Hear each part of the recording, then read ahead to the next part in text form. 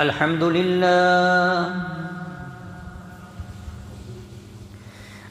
لله نحمده ونستعينه ونستغفره ونؤمن به ونتوكل عليه ونعوذ بالله من شرور أنفسنا ومن سيئات أعمالنا من يهده الله فلا مضل له ومن يضلله فلا هادي له ونشهد أن لا إله إلا الله وحده لا شريك له ونشهد أن سيدنا ومولانا محمدا عبده ورسوله أرسله الله تعالى إلى كافة الناس بشيرا ونذيرا وداعيا إلى الله بإذنه وسراجا منيرا أما بعد قال النبي صلى الله تعالى عليه وسلم قال الله تبارك وتعالى في حديث قدسي وجبت محبتي المتحابين في والمتحابين في والمتجالسين في والمتزاورين في والمتباذلين في اللهم صل على محمد في أول كلامنا اللهم صل على محمد في أوسط كلامنا اللهم صل على محمد في آخر كلامنا بلغ العلا بكماله كشف الدجى بجماله حسنت جميع خصاله صلوا عليه وآله ایک مرتبہ درود شریف پڑھ لیں اللهم صل على سيدنا مولانا محمد وبارك وسلم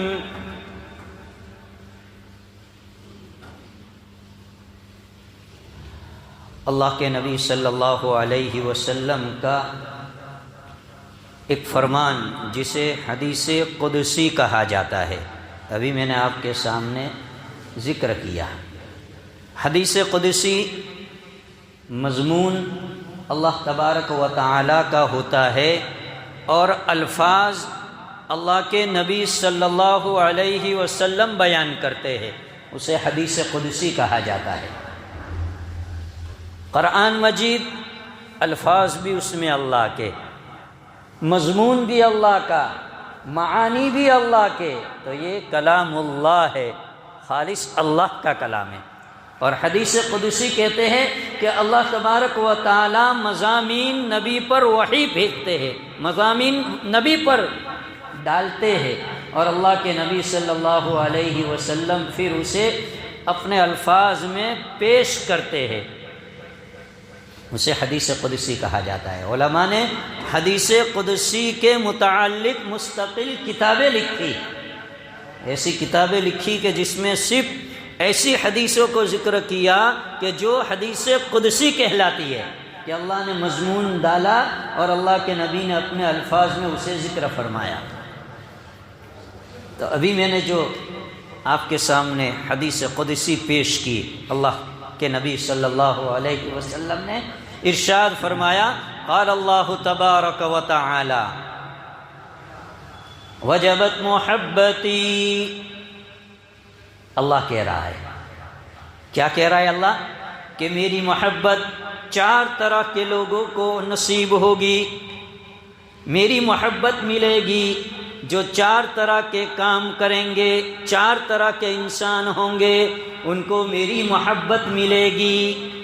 وجبت، اللہ کہہ رہے واجب ہے میرے لیے کہ جو میں نے یہ 4 طرح کے کام بتلائے ہیں، وہ کام جو انسان کرے گا، ایسے جو انسان ہوں گے ان کے لیے میری محبت واجب ہے۔ وجبت کا لفظ ذکر فرمایا۔ اللہ اپنے وعدے میں جھوٹا نہیں ہے۔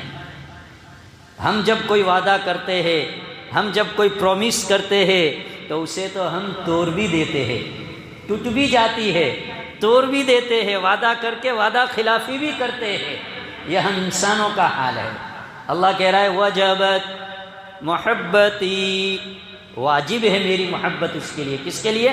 سب سے پہلا انسان ذکر فرمایا، سب سے پہلے وہ محبت حاصل کرنے والے کون ہوں گے، کس طرح کے لوگ ہوں گے، کیا کام کریں گے؟ المتحابین فی،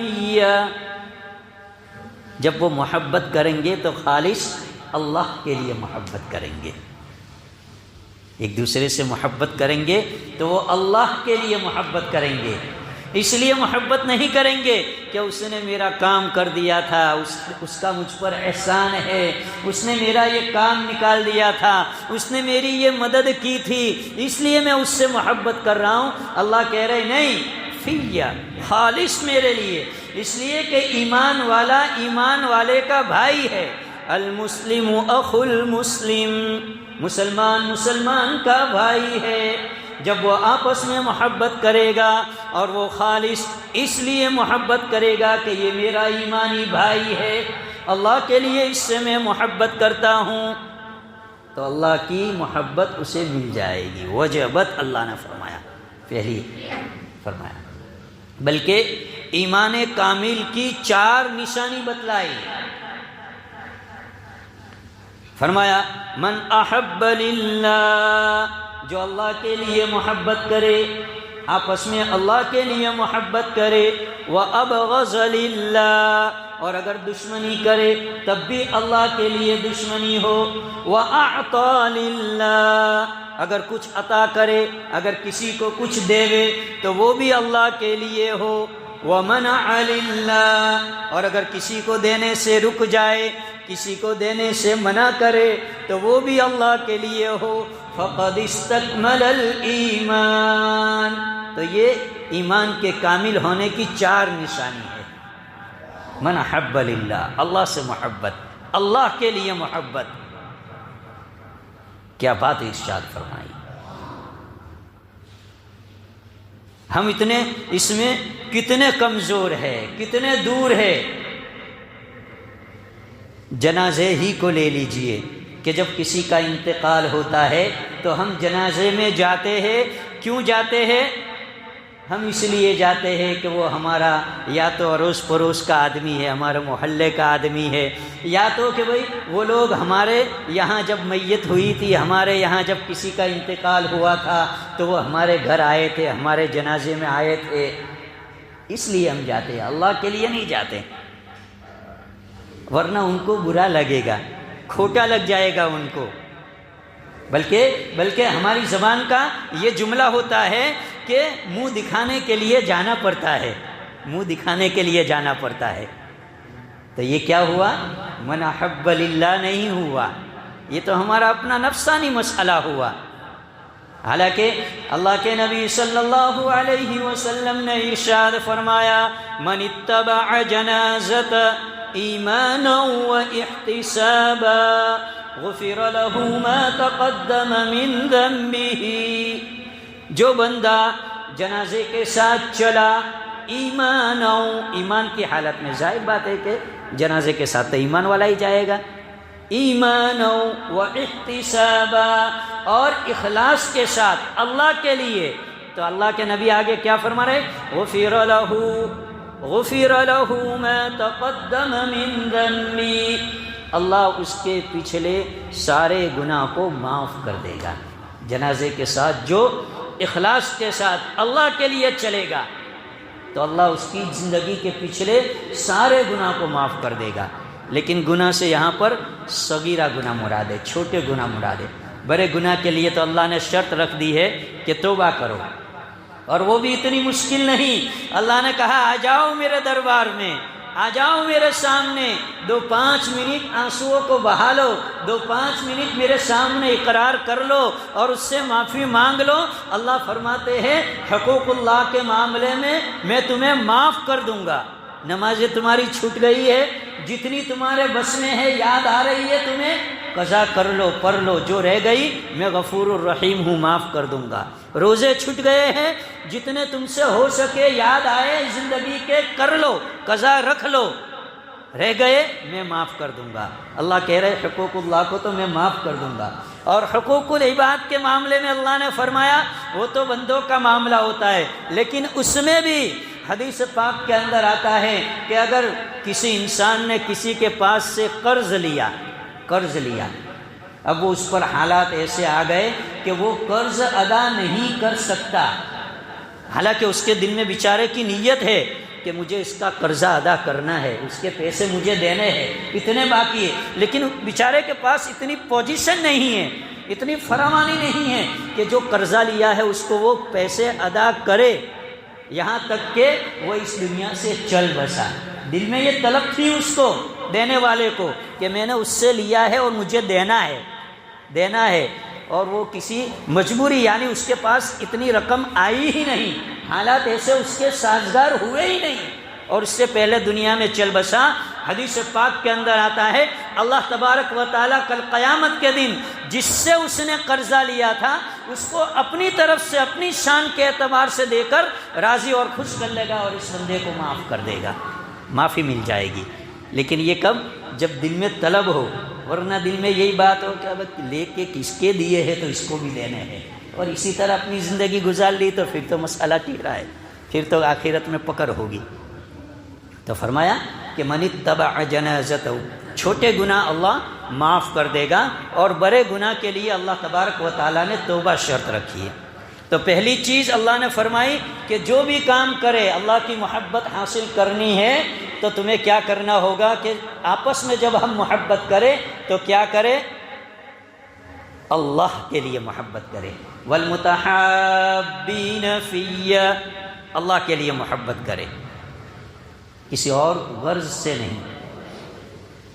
بلکہ ایمان کامل کی نشانی میں فرمایا کہ اللہ کے لیے محبت کرنا اور اللہ کے لیے دشمنی کرنا، اور کسی سے کچھ دے، کسی کو کچھ دے، وہ بھی اللہ کے لیے دینا، دکھلاوے کے لیے نہیں، اللہ کے لیے دینا. بلکہ فرمایا کہ اگر ہم کسی کو ہدیہ دے رہے ہیں، ہمارے محلے میں، ہمارے رشتہ دار میں، ہمارے عزیز و اقارب میں اگر کسی کا رشتہ ہو گیا، شادی ہو گئی، کسی کی بیٹی کی شادی ہوئی، کسی کے لڑکے کے نکاح ہوئے، اور ہمیں اسے ہدیہ دینا ہے، تحفہ دینا ہے، گفٹ دینی ہے، تو اس لیے دو کہ میرے نبی کی سنت ہے. اس لیے مت دو کہ ہمارے یہاں لڑکی کی شادی ہوئی تھی تو ہمارے یہاں یہ لوگ 1000 روپے دے گئے تھے، تب ان کے یہاں لڑکی کی شادی ہے تو ہمیں 1500 دینے پڑیں گے. ہمارے یہاں 1000 دے گئے تھے، اب ہمیں 1500 دینے پڑیں گے. اس کے لڑکے کے نکاح ہوئے تھے تو اس کو ہم نے 1000 دیے تھے، سامنے والا یہ سمجھے کہ اب اس کے بیٹے کے نکاح ہے تو ہمیں 1000 کا پربیریا دیا تھا، تو اب اس سے کچھ زائد 1100-1200 کا دینا پڑے گا. اس لیے نہیں، یہ تو گناہ لکھا ہے. حدیث پاک میں فرمایا کہ اس لیے دو کہ اللہ کے نبی کی سنت ہے. کعب بن مالک رضی اللہ تعالیٰ عنہ بہت بڑے صحابی، مدینۃ المنورہ کے اندر ایک غزوے میں ان کی شرکت نہیں ہو سکی تو ان سے بائیکاٹ کیا گیا. 50 دن تک بائیکاٹ ہوا مدینہ کے اندر، خود اللہ کے نبی موجود ہے، اور ان سے بائیکاٹ کیا. کعب بن مالک رضی اللہ تعالیٰ عنہ، اور بھی صحابی تھے ان کے ساتھ 2. 50 دن تک مسلسل کوئی ان سے بات چیت نہیں کر رہا ہے، کوئی ان سے کوئی لین دین نہیں، 50 دن تک مسلسل بائیکاٹ. کعب بن مالک رضی اللہ تعالیٰ عنہ فرماتے ہیں کہ میں مسجد میں جاتا تھا، نماز کے لیے جاتا تھا، جب میں اللہ کے نبی کو سلام کرتا تھا تو اللہ کے نبی اپنے چہرے انور کو موڑ لیتے تھے.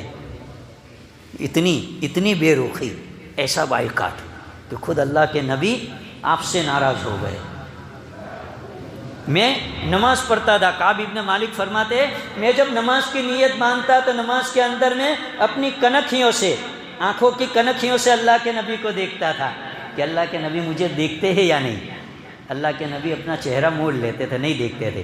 اور جب میں نماز میں اپنی نظر سیدھی کرتا تھا تو اللہ کے نبی مجھے دیکھا کرتے تھے نماز کے اندر. اللہ کے نبی کیوں نہیں دیکھیں گے؟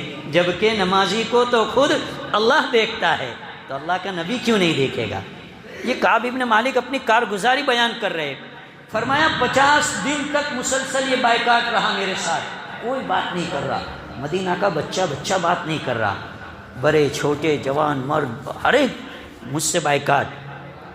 50 دن کے بعد رات کو اللہ تبارک و تعالیٰ کی جانب سے ان کی برات کا اعلان ہوا. اللہ نے آیات اتاری قرآن کے اندر، ان کی برات کی، ان کی معافی کی آیت اتاری.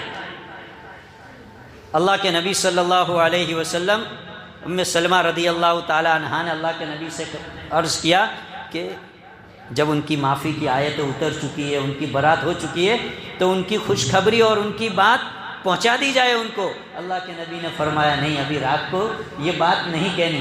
اگر رات کو لوگوں کو پتہ چل جائے گا تو ان کو ابھی سونے نہیں دیں گے، لوگ مبارکبادی دینے کے لیے پہنچیں گے، رات ہی کو ان کے گھر پر جمکٹا لگ جائے گا.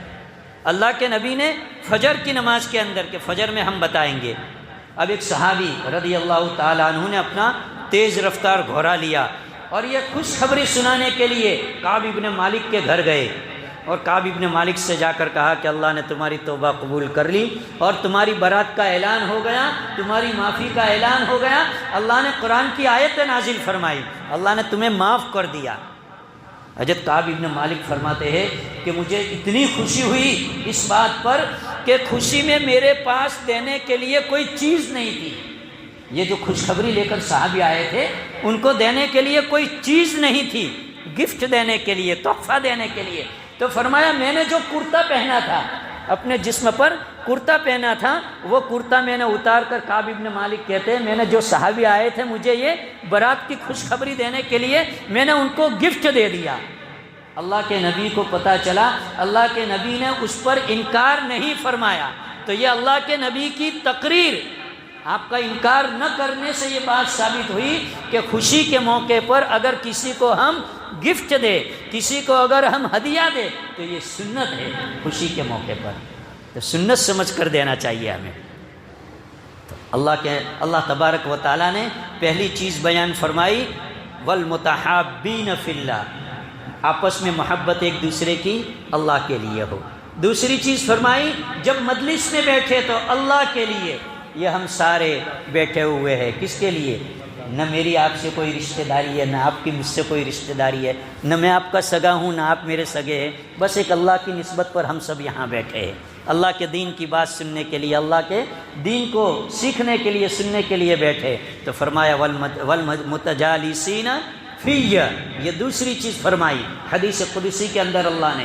تیسری چیز فرمائی والمتزاورین، آپس میں جب ملاقاتیں ہو یہ اللہ کے لیے ہو، آپس میں جب ملاقاتیں ہو یہ اللہ کے لیے ہو. اور چوتھی چیز اللہ تبارک و تعالیٰ نے حدیث قدسی کے اندر بیان فرمائی کہ والمتبازلین فی، کسی کو اگر ہم کھلائے، کسی کو ہم کچھ دے، کسی کی دعوت کرے، کسی کی پارٹی کرے تو یہ بھی ہم کس لیے کرے؟ اللہ کے لیے کرے، دکھلاوے کے لیے نہیں. یہ چار چیزیں حدیث قدسی کے اندر اللہ تبارک و تعالیٰ ارشاد فرماتے ہیں کہ یہ چار چیزیں جس کے اندر پائی جائے گی، جو ان چار چیزوں کو اختیار کرے گا، اللہ تبارک و تعالیٰ فرماتے ہیں وجبت محبتی، اسے میری محبت مل جائے گی، میں اسے مل جاؤں گا، میری محبت اس کے لیے واجب ہے. اللہ کرے کہ یہ چاروں چیزیں اللہ تبارک و تعالیٰ اپنے فضل سے ہم تمام کی زندگیوں میں نصیب فرمائے کہ جب بھی ہم کسی سے ملے محبت کرے تو اللہ کے لیے کرے. دنیا ختم ہو جانے والی ہے، دنیا کی دوستیاں، دنیا کی رشتہ داریاں، دنیا کی یہ آپسی مل جل یہ سب ختم ہو جائے گا. دھوکے کی آنکھ بند ہوگی اور قبر میں جب ہم جائیں گے ختم ہو جائے گا. اللہ کے لیے اگر ہم ایک دوسرے سے ملے ہوں گے، اللہ کے لیے ایک دوسرے سے محبتیں کی ہوگی تو اللہ تبارک و تعالیٰ اپنی محبت ہمیں نصیب کرے گا. جب بھی ہم ایک دوسرے سے ملے اللہ کے لیے ملے. اور جب بھی ہم مجلس میں بیٹھے دین کی مجلسوں میں تو اللہ کے لیے بیٹھے کہ بھئی اللہ کے دین کی یہ مجلس ہے، اور جب بھی ہم خرچ کریں، کسی پر بھی ہم خرچ کریں، یہ اللہ کے لیے خرچ کرے۔ اللہ تبارک و تعالی ہم تمام کو حدیث قدسی میں جو اللہ اپنی محبت کا متعلق ارشاد فرماتے اس کے مطابق اپنی زندگیاں گزارنے کی توفیق عطا فرمائے۔ وآخر دعوانا ان الحمد للہ رب العالمین۔